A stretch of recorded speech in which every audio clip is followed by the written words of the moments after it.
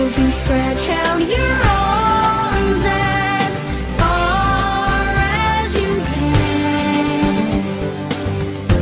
If we all reach together, joining hands we can say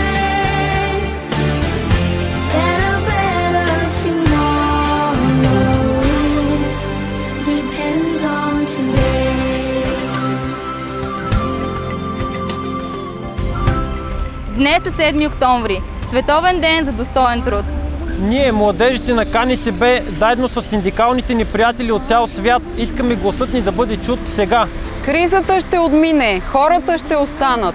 Правата ни не трябва да бъдат ограничавани. Ние сме се родили с тях и ги носим в сърцата си. Днес ние младите заявяваме отново. Искаме равен шанс в образованието. Повече работни места за младите хора. Нека за достойния си труд получаваме достойно заплащане. Искаме спазване на трудовите и осигурителни права. Нека работим в нормални и сигурни условия на труд. Инвестициите в младите хора са инвестиции в бъдещето. Съхранете достоинството ни днес, за да го предадем на нашите деца утре. Нека живеем и работим в един по-справедлив свят. Нека живеем и работим в един по-справедлив свят. For a better tomorrow begins with today.